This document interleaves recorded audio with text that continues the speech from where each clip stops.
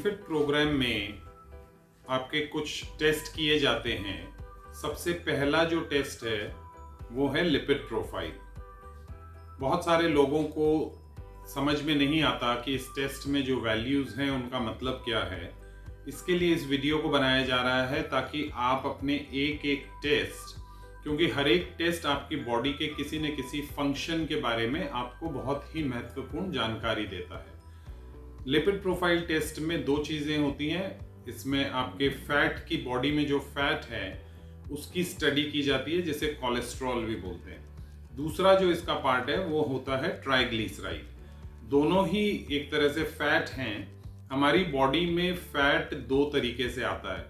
एक तो वो फैट जो कि हम खाने के माध्यम से लेते हैं, जिसमें कि आपके ऑयल्स और मीट और नॉन वेजिटेरियन फूड, बहुत सारी चीज़ों से आपको बॉडी को फैट मिलता है। ये जो फैट हम बाहर से लेते हैं ये हमारी बॉडी में कोलेस्ट्रॉल के रूप में होता है।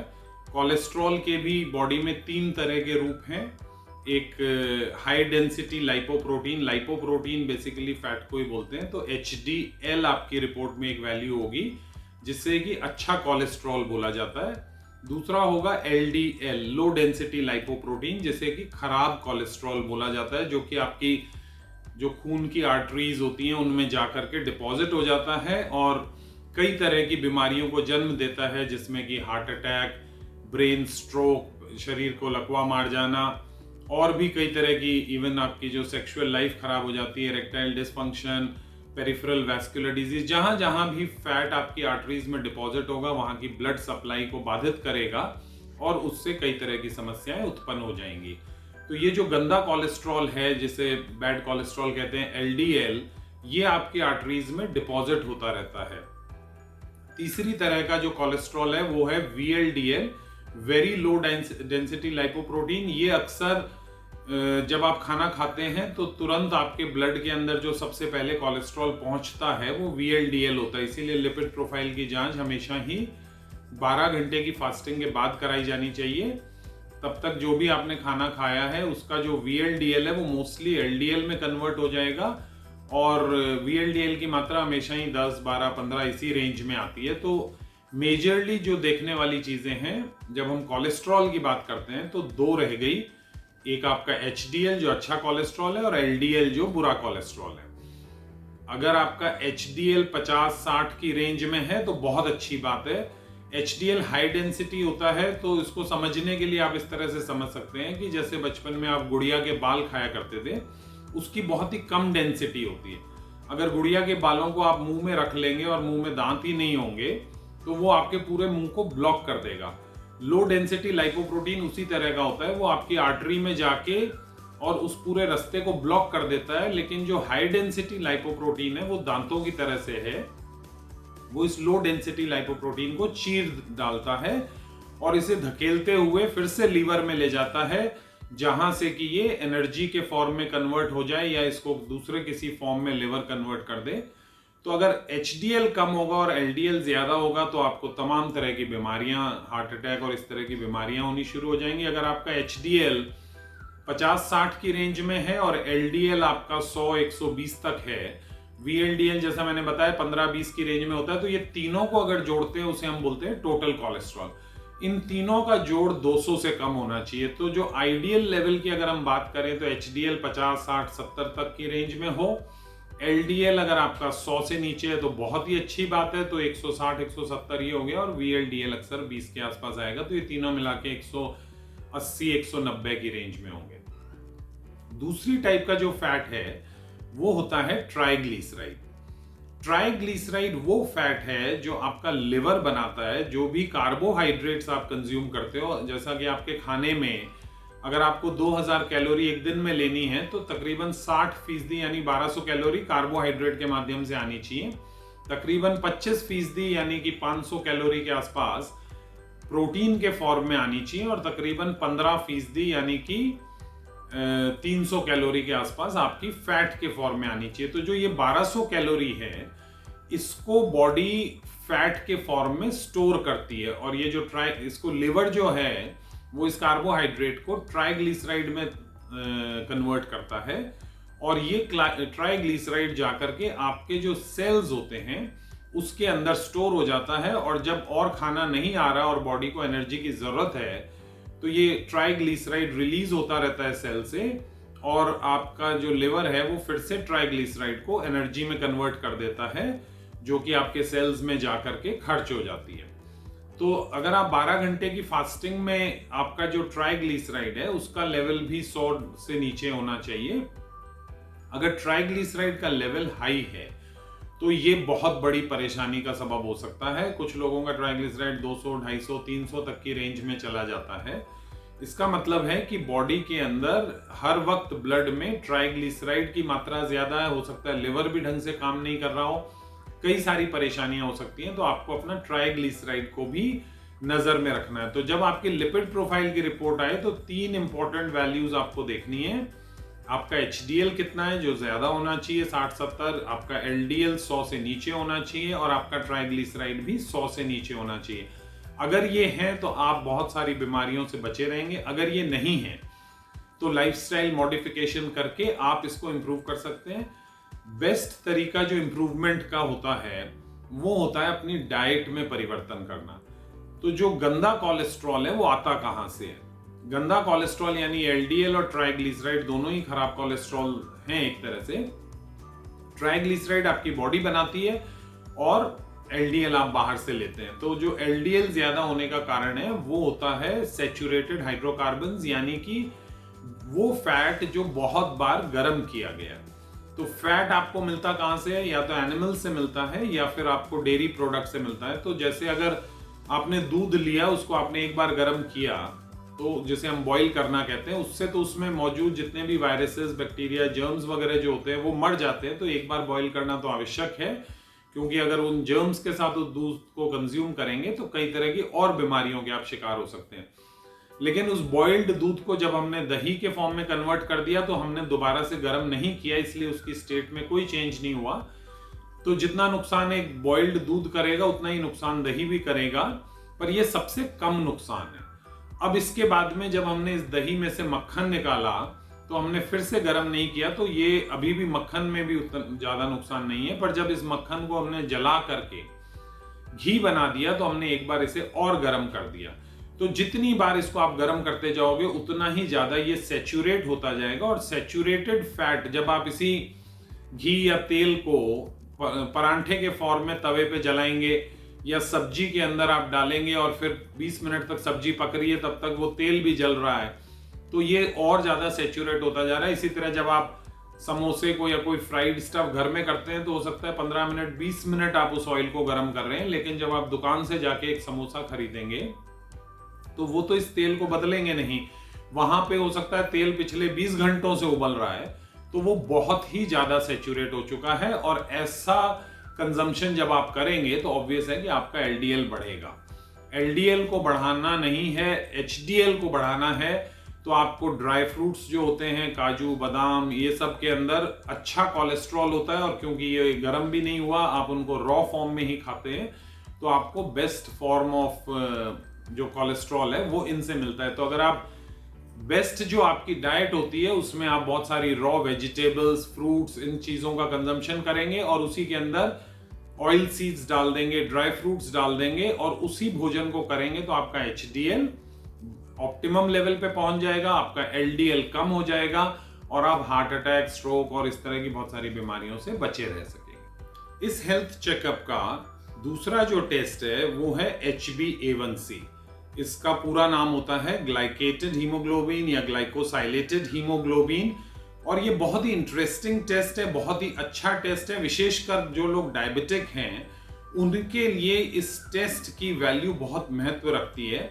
सीधी भाषा में समझाएं तो ये टेस्ट आपकी 3 महीने की शुगर की एवरेज वैल्यू बताता है। यानी ब्लड में एक दिन में 24 घंटे होते हैं, 1440 मिनट होते हैं, तो उन हर मिनट आपकी ब्लड में शुगर किस लेवल पे थी। जब हम ब्लड शुगर फास्टिंग या PP करते हैं तो ये उस पल की शुगर बताता है। अगर आपने कोई परहेज किया है या 2-3 दिन से सब प्रॉपर डाइट वगैरह ले रहे हैं तो आपकी वैल्यूज ठीक आ सकती हैं, लेकिन जैसे ही आप गड़बड़ करते हैं और शुगर बढ़ जाती है, उस शुगर के बारे में आपको कभी नहीं पता चलता। पर HbA1c आपकी सारी शुगर को कैलकुलेट कर लेता है। तो अब ये करता कैसे?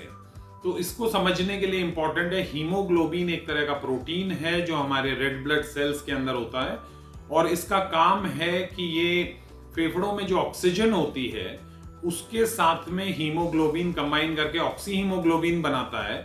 यानी कि हीमोग्लोबिन फेफड़ों से ऑक्सीजन को हमारी बॉडी के हर एक सेल तक पहुंचाता है। यानी कि बहुत इंपॉर्टेंट काम करता है। हमारे सेल को जिंदा रहने के लिए, एनर्जी पैदा करने के लिए दो ही चीजों की आवश्यकता होती है, एक तो शुगर, दूसरा ऑक्सीजन। तो जब हीमोग्लोबिन का ये काम है, अब क्योंकि हीमोग्लोबिन ब्लड में मौजूद रहता है और ब्लड में अगर शुगर की मात्रा, जो भी शुगर मौजूद है, और ब्लड में शुगर तो हर वक्त होती है, जीरो शुगर तो किसी भी व्यक्ति की नहीं होगी, तो ये शुगर जो है ये हीमोग्लोबिन के साथ चिपट जाती है। अब हीमोग्लोबिन के मान लो 100 सेल हैं, तो 100 में से अगर इसने 8 सेल के चिपट गई तो ये 8 सेल एक तरह से बेकार हो गए। अब ये ऑक्सीजन कैरी नहीं कर सकते, यानी अब आपके शरीर के मात्र 92 सेल जो हैं वो ऑक्सीजन लेके जा रहे हैं। इस टेस्ट के अंदर हम उन सेल्स की गिनती करते हैं जो कि जिन पर की ऑक्सीजन लिपटी हुई है, तो जिनके ऊपर शुगर लिपटी हुई है, इसीलिए इसको हम बोलते हैं ग्लाइकोसाइलेटेड, यानी ग्लूकोज जिन पे चिपट गया है वो वाला हीमोग्लोबिन। तो एक डायबिटिक व्यक्ति की जो HbA1c वैल्यू है वो 6.5 से ऊपर होती है।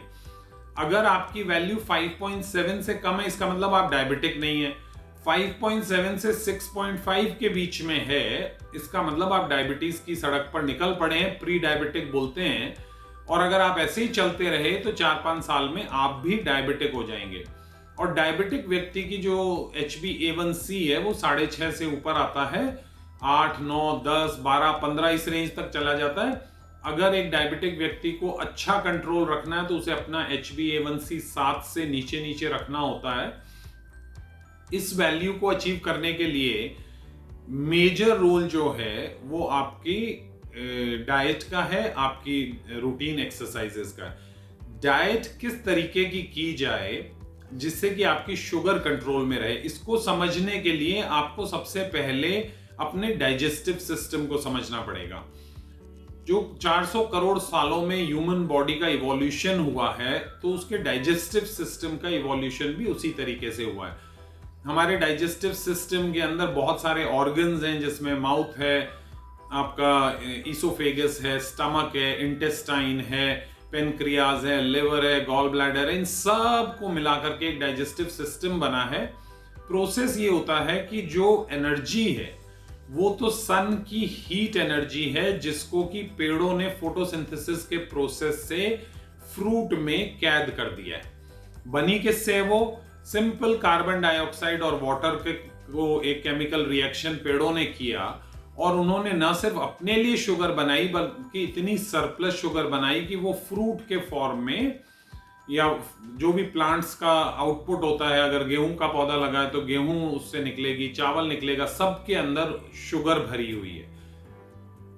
इंसान ने चाहे मंगल ग्रह तक अपनी यात्रा कर ली और अपनी साइंस को जितना मर्जी विकसित कर लिया हो, पर शुगर बनानी हमें आज तक नहीं आई।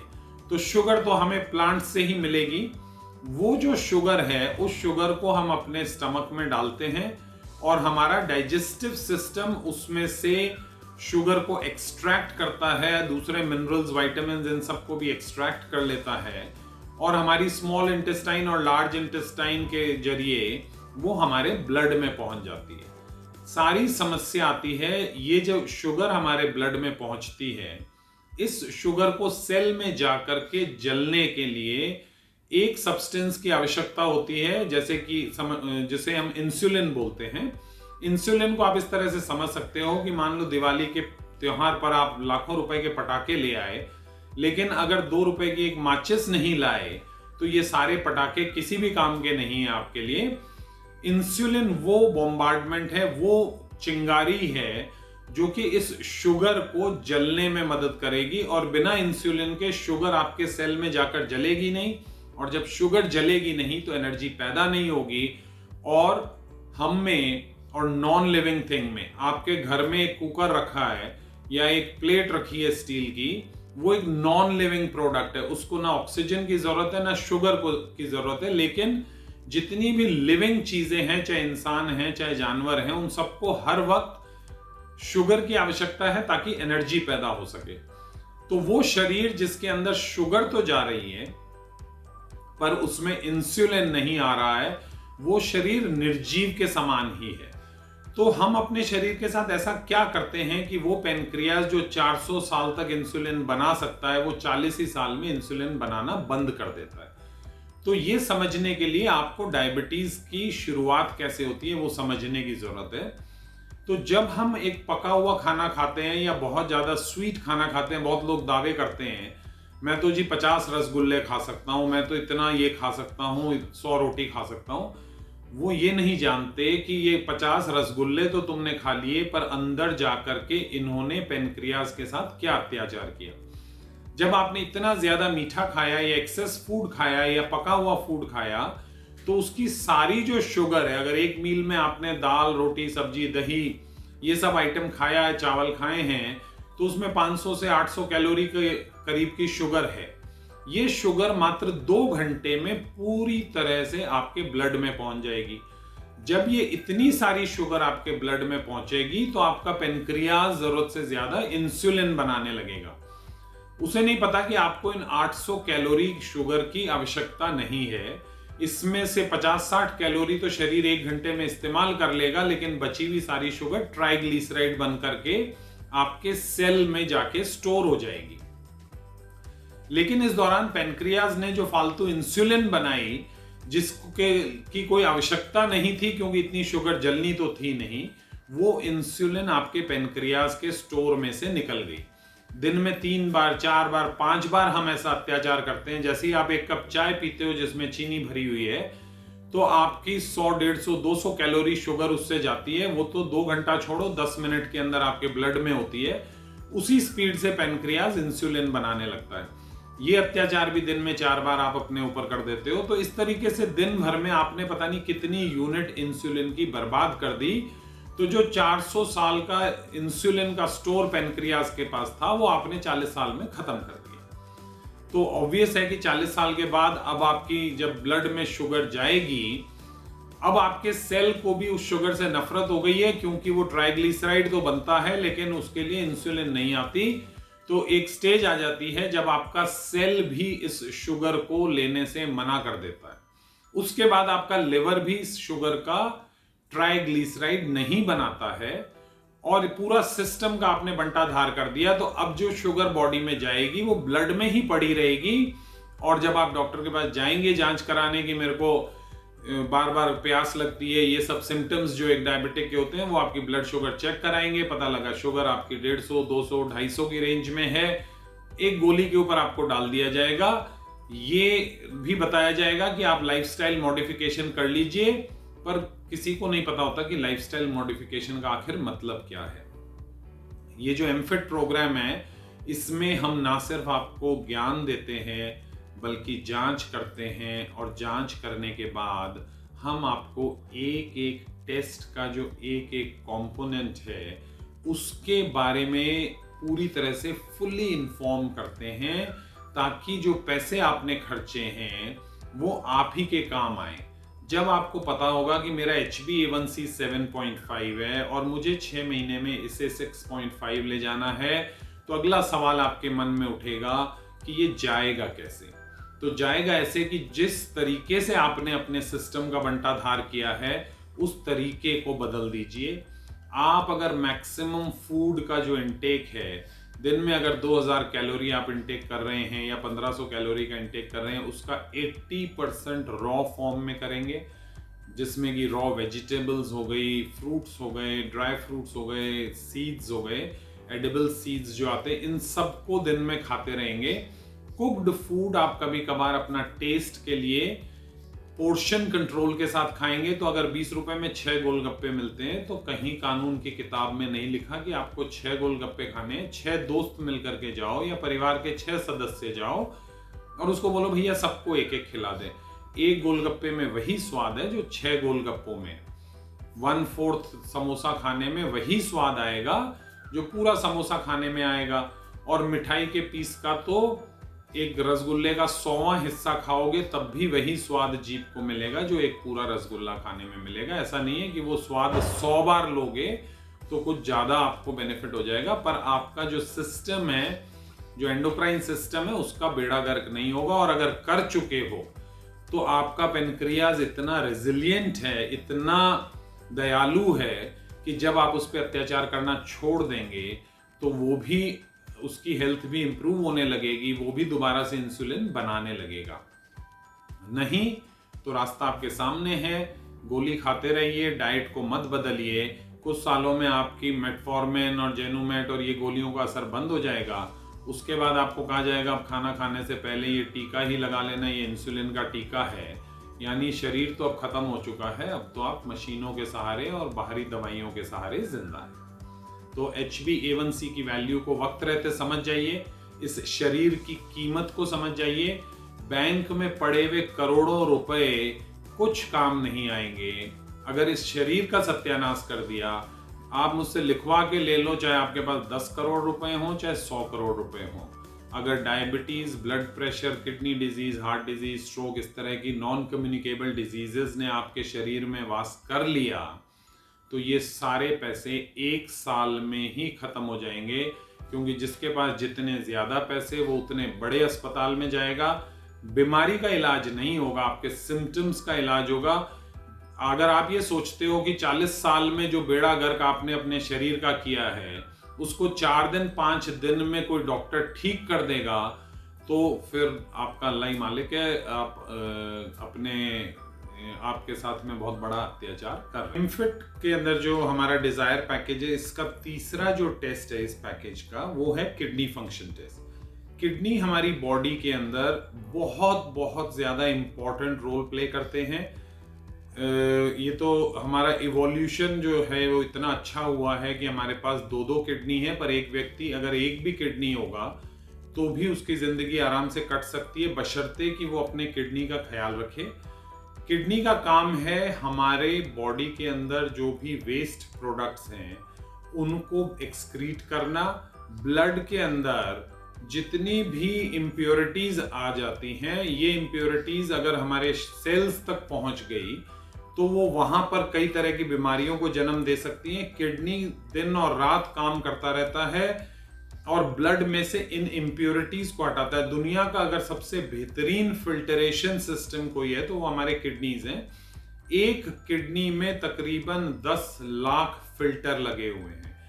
ये फिल्टर पूरे दिन भर में तकरीबन 180 लीटर ब्लड को और फ्लूइड को फिल्टर करते हैं। यानी शरीर में अगर 6 लीटर खून है तो 40 मिनट में एक बार पूरे शरीर के खून का फिल्टरेशन किडनी में हो जाता है।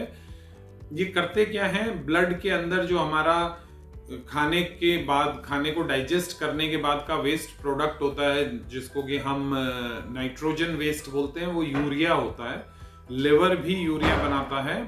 दूसरा, जब भी हम चलते हैं फिरते हैं, पूरा दिन में कुछ भी कार्य करते हैं तो हमारी मसल कंज्यूम होती है, उस मसल के वेस्ट प्रोडक्ट को क्रेटिनिन बोलते हैं। तो जब आप अपनी किडनी फंक्शन की रिपोर्ट देखेंगे उसमें एक वैल्यू आती है सीरम क्रेटिनिन, दूसरी आती है सीरम यूरिया। ये वो 2 वेस्ट प्रोडक्ट हैं जो ब्लड में नहीं रहने चाहिए। गुर्दे का काम है कि वो इन्हें पेशाब के जरिए हमारे शरीर से लगातार बाहर निकालता रहे। अगर इनकी मात्रा, अगर आपके टेस्ट में सीरम क्रेटिनिन और ब्लड यूरिया की वैल्यू बढ़ी हुई आ रही है, इसका मतलब गुर्दे ढंग से काम नहीं कर पा रहे, उसके जो फिल्टर हैं वो चोक हो चुके हैं। जो आपकी लाइफस्टाइल डिजीजेस हैं जैसे डायबिटीज, हाई ब्लड प्रेशर, मोटापा, ओबेसिटी, स्मोकिंग, ये जो सारी चीजें हैं और गलत खान पान, इनकी वजह से सबसे ज्यादा किडनी को डैमेज पहुंचता है। और अगर किडनी को डैमेज हो गया तो ना सिर्फ ब्लड के वेस्ट प्रोडक्ट्स आपके ब्लड में ही इकट्ठे होते जाएंगे और धीरे धीरे अमोनिया और इन सब की मात्रा भी आपकी बॉडी के अंदर बढ़ती चली जाएगी, जो ब्रेन में चली जाएगी और आपके एक एक करके सारे अंग डैमेज होने लगेंगे। बल्कि किडनीज का जो दूसरा इंपॉर्टेंट रोल है, आपके जो ब्लड के अंदर बहुत ही क्रूशियल मिनरल्स हैं उनकी रेंज भी ठीक रहे। वो अगर फालतू हो गए हैं तो ब्लड, किडनी उनको बॉडी से बाहर फेंके, और अगर कम हैं तो किडनी फिल्टर करते वक्त उनको पेशाब के जरिए बाहर ना जाने दे। ये दोनों ही काम किडनी करता है। ये मिनरल्स कौन से हैं? सोडियम है, पोटेशियम है, क्लोराइड है, आपका फास्फोरस है। ये सारे जो बहुत इसेंशियल मिनरल्स हैं जो कि हमारे न्यूरो सिस्टम को मैनेज करते हैं, जो कि बॉडी का एक तरह का सिग्नल सिस्टम है। बहुत सारा इंपॉर्टेंट फंक्शन इनका होता है। अगर आपका सोडियम लो चला जाएगा तो आप चक्कर खा के गिर जाओगे, अगर आपका पोटेशियम बढ़ जाएगा तो हार्ट अटैक आके डेथ हो जाएगी। तो इन सब का बैलेंस भी किडनी मेंटेन करके रखता है। अगर आपके दोनों गुर्दे फेल हो जाएं तो किडनी बाजार में नहीं मिलेगा, परिवार का ही कोई सदस्य अपना एक किडनी देगा। उस सदस्य की उम्र 60 साल से कम होनी चाहिए और उसके काफी सारे पैरामीटर्स नॉर्मल होने चाहिए, और फिर भी 5 लाख रुपए आपके 5 या 6 लाख रुपए आपके लगेंगे एक किडनी ट्रांसप्लांट करवाने के। अगर आप अपने किडनी को 70-80% पे मैनेज करके रखते हो तो अब सवाल आता है कि किडनी की रिपोर्ट अगर आपकी गलत आई है, अगर आपका क्रेटिनिन बढ़ा हुआ है, यूरिया बढ़ा हुआ है, तो फिर इन्हें नीचे कैसे लाया जाएगा? जिन कारणों से गुर्दा खराब होता है उन कारणों को दूर करना पड़ेगा। आपको अपनी शुगर पे कंट्रोल रखना पड़ेगा, आपको ब्लड प्रेशर को लो करना पड़ेगा। अगर आप ओवरवेट हैं तो आपको वजन घटाना पड़ेगा। वजन घटाने के लिए एमफिट के अंदर हम आपको दोनों चीजें बताते हैं, किस डाइट से वजन घटेगा, किस तरह की एक्सरसाइजेस करनी चाहिए। आपको अपने आप को डी स्ट्रेस करना पड़ेगा, ब्लड प्रेशर को नॉर्मल रखना है तो अपनी लाइफस्टाइल के साथ साथ अपनी सोच को भी चेंज करना पड़ेगा। इस आपाधापी में जहां आप भागे जा रहे हैं और इस शरीर को नेग्लेक्ट करते जा रहे हैं तो ये बहुत भारी पड़ेगा। क्योंकि ये समझ लीजिए, बैंक में आपके पास चाहे जितने मर्जी पैसे हों, गुर्दा तो घर का कोई सदस्य ही देगा। और वो सदस्य को क्यों पेनलाइज किया जाए जिसने अपने स्वास्थ्य का ध्यान रखा कि वो अपने गुर्दे की कुर्बानी दे और फिर जिंदगी भर इस डर में जिए कि अब उसके पास सिर्फ एक ही गुर्दा बचा है और अगर वो भी खराब हो गया तो उसे खुद किसी और से मांगने के लिए जाना पड़ेगा। तो एमफिट के जब आप सदस्य बनते हैं और अपना हेल्थ चेकअप कराते हैं तो बात वहीं पर खत्म नहीं हो जाती, बात तो अब शुरू हुई है। इस वीडियो को आप अंत तक अगर देखेंगे तो आपको इनकी एक एक चीज की वैल्यू समझ में आ जाएगी और लगातार एमफिट के जो ट्रेनर्स हैं वो आपको इसे इंप्रूव कैसे करना है वो बताएंगे। उनको अगर आप फॉलो करोगे तो आप खतरनाक बीमारियों से, एक दर्दनाक मौत से अपने आप को बचा लेंगे। इस हेल्थ चेकअप का अगला जो टेस्ट है वो है लिवर फंक्शन टेस्ट। ये इतना इंपॉर्टेंट टेस्ट है, 1000-1200 रुपए में आपका उस लीवर की जांच करता है जिस लीवर का अगर डैमेज हो जाए तो लिवर ट्रांसप्लांट सर्जरी करवानी पड़ती है जिसकी लागत 25 से 30 लाख रुपए आती है। और आपके ही परिवार का कोई सदस्य अपने लीवर का 60-70% डोनेट करेगा। 1 से 1.5 महीना आप अस्पताल में रहेंगे। तो इस लीवर को बचा के रखना बहुत बहुत आवश्यक है।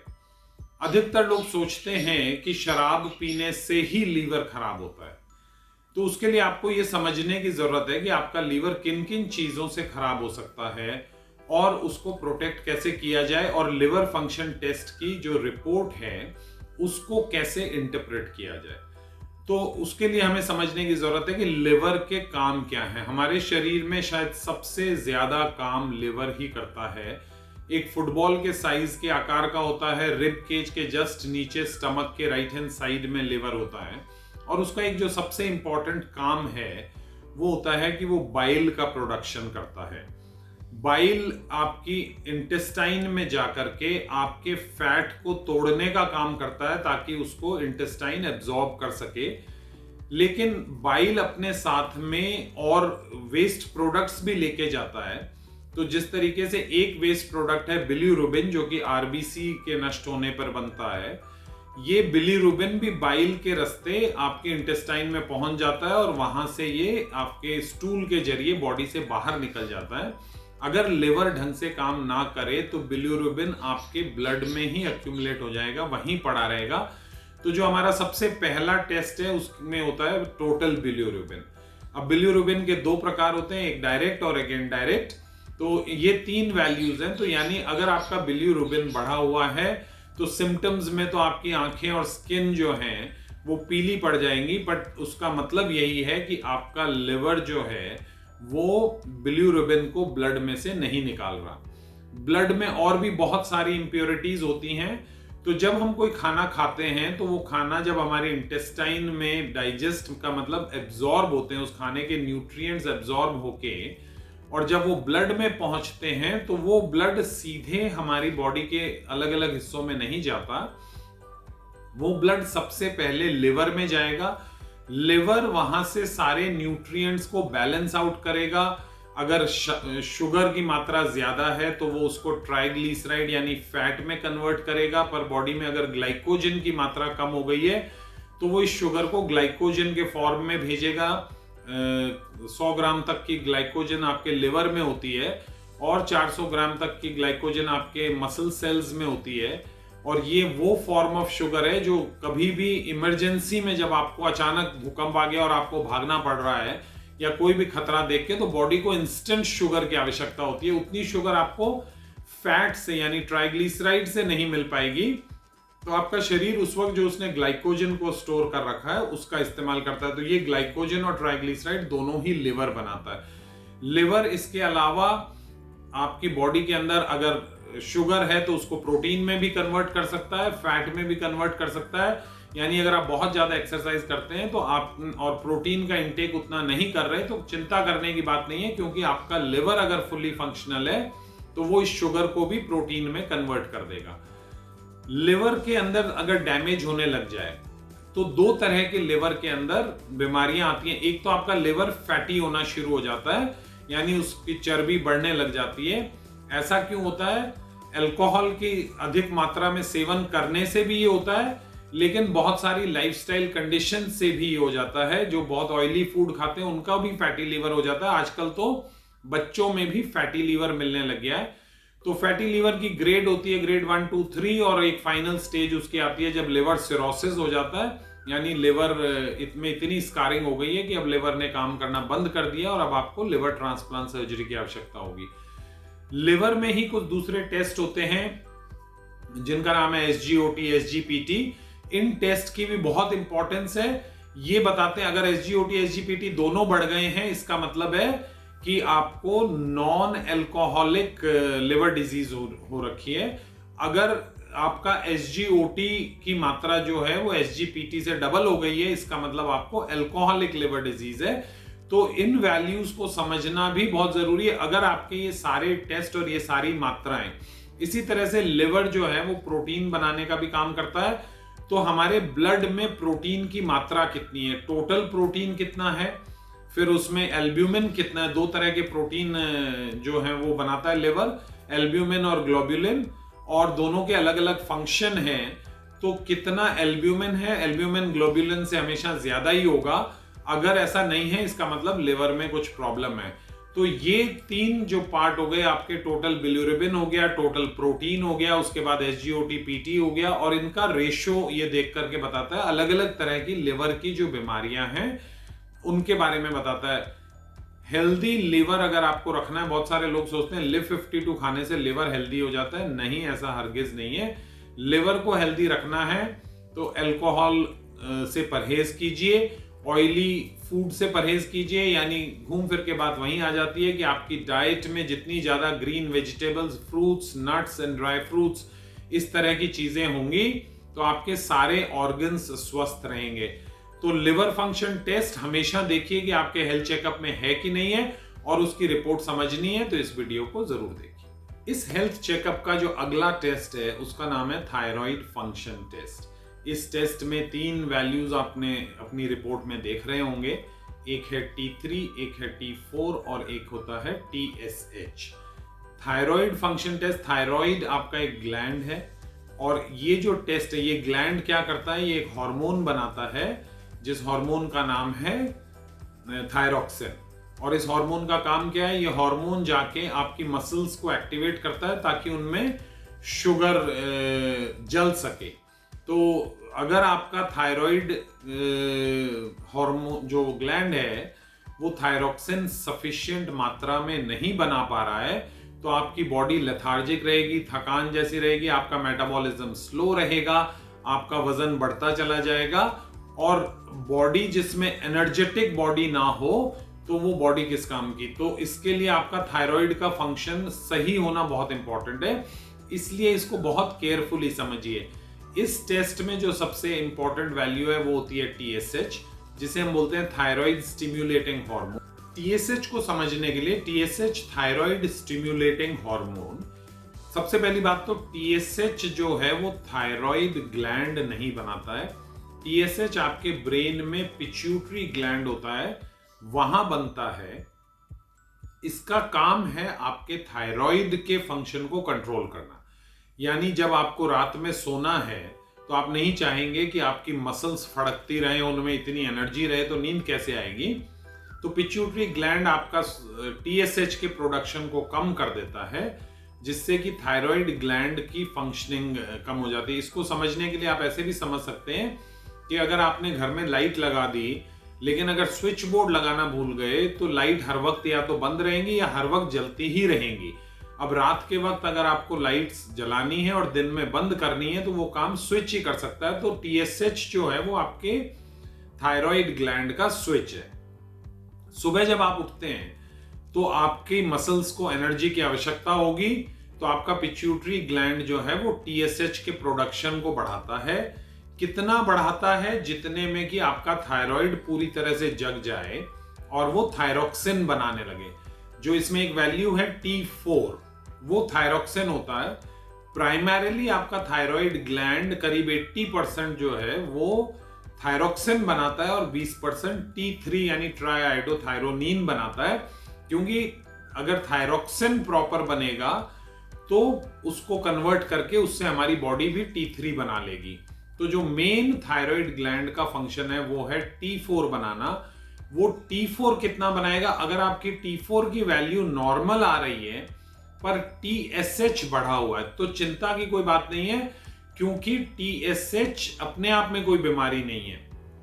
आपके पिट्यूटरी ग्लैंड को पता लग गया कि आपका थायराइड ग्लैंड पूरी तरह से काम नहीं करता है और उसे जगाने के लिए थोड़ी जोर से आवाज लगानी पड़ती है, तो इसलिए उसने आपके TSH को बढ़ा दिया। पर TSH बढ़ करके भी आपका अगर T4 की वैल्यू नॉर्मल आ रही है, इसका मतलब थायरोक्सिन सफिशिएंट है और आपको थायरोक्सिन गोली के माध्यम से लेने की आवश्यकता नहीं है।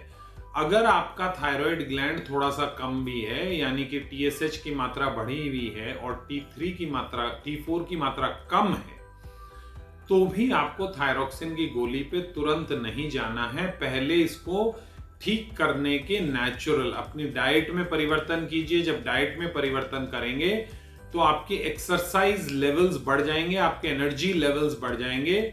जब आप एक्सरसाइज करेंगे तो आपकी बॉडी के अंदर मसल बिल्डिंग होनी शुरू हो जाएगी। अगर आपकी बॉडी में बहुत सारी छोटी छोटी मसल्स हैं, जिसको हम लीन मसल कहते हैं, तो आपके थायराइड ग्लैंड का फंक्शन भी इंप्रूव होना शुरू हो जाएगा।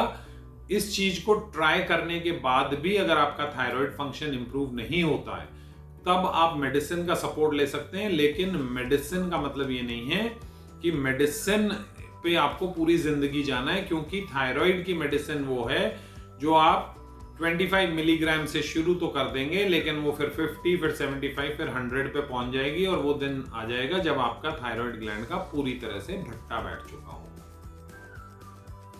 इस हेल्थ चेकअप का एक इंपॉर्टेंट टेस्ट है जिसको हम बोलते हैं यूरिन रूटीन एंड माइक्रोस्कोपी। वैसे तो ये बहुत ही सस्ता सा 100-200 रुपए का टेस्ट होता है। आप अपना यूरिन का सैंपल देते हैं, लेकिन इस टेस्ट से जानकारियां बहुत मिलती हैं और इसीलिए आपने देखा होगा 2 टेस्ट डॉक्टर हमेशा लिखते हैं। एक खून की जांच होती है जिसे हम CBC यानी कंप्लीट ब्लड काउंट कहते हैं, और दूसरा यूरिन रूटीन एंड माइक्रोस्कोपी। क्योंकि यूरिन जो है वो हमारी बॉडी से सारे वेस्ट प्रोडक्ट्स को बाहर निकाल रहा है, तो उसके अंदर क्या क्या चीजें हमें मिलती हैं उसका एक तो एग्जामिनेशन होता है, जो कि यूरिन का कलर और बहुत सारी चीजें जो कि नेकेड आई से देखी जा सके, उनको देख के काफी जानकारी मिल जाती है। दूसरा होता है जो कि जिसमें उसका एक केमिकल एग्जामिनेशन किया जाता है, जिसमें अलग अलग केमिकल्स को डाल करके केमिकल रिएक्शन के माध्यम से देखा जाता है कि उसमें आखिर क्या चेंजेस आ रहे हैं। और तीसरा होता है कि उसी यूरिन को स्लाइड पे लगा के हम एक माइक्रोस्कोप के अंदर देखते हैं, जिसमें वो चीजें दिख जाती हैं जो कि नॉर्मल यूरिन को नेकेड आई से नहीं देखी जा रही हैं। क्योंकि वो गुर्दों से होकर के बाहर आता है और वेस्ट प्रोडक्ट्स लेकर के आता है, तो अगर उसके अंदर हमें आरबीसी यानी रेड ब्लड सेल्स नजर आ रहे हैं या उसमें पस सेल्स नजर आ रहे हैं, उनसे हमें यूरेटर की, किडनी की बीमारियों का तो पता चलता ही है, लेकिन और बहुत सारे केमिकल्स के माध्यम से हमें लिवर का या हमारे ब्लड के इंपॉर्टेंट कंपोनेंट्स का पता चलता है। इवन एक बड़ा बेसिक सा टेस्ट होता है यूरिन फॉर माइक्रो एल्ब्यूमिन, जिस टेस्ट से डायबिटीज होने से 5 साल पहले ही पता लग जाता है कि आप डायबिटीज की राह पर जा रहे हैं। जो लोग प्री डायबिटिक हैं उनके केस में हम यूरिन फॉर माइक्रो एल्ब्यूमिन कराते हैं। तो यूरिन के 2-3 ही टेस्ट होते हैं, पर उनका सबसे बेसिक और सबसे इंपॉर्टेंट टेस्ट है यूरिन रूटीन एंड माइक्रोस्कोपी। तो इसकी जो रिपोर्ट है उसमें अगर आपके पस सेल्स नजर आ रहे हैं या आरबीसी नजर आ रहे हैं या उसका जो कलर है वो पेल येलो हो गया है, क्लियर नहीं है, तो इन सबसे भी बहुत सारी इंपॉर्टेंट जानकारियां मिलती। इस हेल्थ चेकअप में 2 विटामिन के टेस्ट भी हैं, विटामिन डी और विटामिन B12। इन 2 ही विटामिन को क्यों रखा गया? क्योंकि ये 2 ही विटामिन ऐसे हैं जो अक्सर लोगों के अंदर कम मात्रा में पाए जाते हैं, विशेषकर भारत में, जहां पर कि हम वेजिटेरियन फूड का कंजम्पशन ज्यादा करते हैं, या जो नॉनवेज भी खाते हैं वो हफ्ते में 1 बार या 2 बार खा लेंगे। तो क्योंकि विटामिन B12 का जो मेन सोर्स है वो एनिमल मीट है, और अगर आप उसका कंजम्पशन नहीं करते तो विटामिन B12 आपका हमेशा ही कम आएगा। विटामिन B12 आपकी बॉडी के अंदर नर्वस सिस्टम से लेकर के, तो अगर आपके हाथ सुन्न होने लगे या झंझनाहट सी महसूस होती है, ये सब लो विटामिन B12 के सिम्टम है। और विटामिन B12 आपको क्योंकि प्लांट डाइट में नहीं मिलता है, तो इसकी जांच बहुत बहुत आवश्यक है। इसके लिए आप जांच कराएंगे, आपकी वैल्यू अक्सर 200-150 इस रेंज में आती है, जबकि ये 400-500 के आसपास होना चाहिए। अगर कंटिन्यूअसली आपका विटामिन B12 लो ही रहेगा और उसके लिए आप सप्लीमेंट्स नहीं लेंगे, तो आगे चल करके न्यूरो की, मसल्स की, नर्व्स की बहुत सारी खतरनाक बीमारियों से शिकार हो सकते हैं। हाथ सुन्न रहने शुरू हो सकते हैं, उनमें झंझनाहट रहेगी। तो ये टेस्ट इसलिए किया जाता है ताकि आप इस विटामिन की वैल्यू को जान लें, और जानने के बाद कितनी मात्रा में इसका सप्लीमेंट लेना है वो भी आपको पता लग जाए। विटामिन डी सूर्य से मिलता है, और भारत में तो सूर्य की कोई कमी नहीं है, पर लोग ये नहीं जानते कि सूर्य से वो मिलता किस प्रकार से है। सूर्य का 10 घंटे 12 घंटे सूरज की रोशनी हमें मिलती है, उससे विटामिन डी नहीं बनेगा। सूर्य की किरणों में एक विशेष तरह की किरण होती है जो कि अल्ट्रा वायलेट रेज होती है, जो सुबह 9 से 10 बजे के आसपास ही मिलती है। बाकी पूरे दिन की धूप में अल्ट्रा वायलेट रेज होती ही नहीं है। अब 9 से 10 के बीच में अगर हम दफ्तर में बैठे हैं, बस में बैठे हैं, कार में बैठे हैं, पूरे कपड़े पहन के बैठे हैं, तो आपकी स्किन विटामिन डी नहीं बनाएगी। स्किन को विटामिन डी बनाने के लिए सबसे पहला जो प्री रिक्विजिट है वो होता है कि आपका जो कोलेस्ट्रॉल है वो लिक्विड फॉर्म में हो। वो लाने के लिए आपने 1 घंटे अगर एक्सरसाइज की है, उसके बाद आप नंगे बदन खड़े हैं, 9 से 10 के बीच में खड़े हैं, और आपकी चमड़ी उतनी गोरी है जितनी अंग्रेजों की है, तब कहीं जाकर के विटामिन डी बनेगा। लेकिन वो बनेगा तब अगर आप स्विट्जरलैंड में रहते हैं। जिस तरह का पॉल्यूशन हमने अपने देश में कर रखा है, तो आप ये सारे काम भी कर लेंगे तो भी ये जो पॉल्यूटेंट हवा में है वो उस अल्ट्रा वायलेट की किरणों को ही रोक देते हैं। तो ये तो आप भूल जाइए कि विटामिन डी को आप किसी भी नेचुरल वे में अपने शरीर में बना पाएंगे। विटामिन डी का क्या रोल है हमारी बॉडी में? बहुत रोल है। लोग सोचते हैं कि वो सिर्फ हड्डियों को मजबूत करने का काम करता है, ऐसा नहीं है।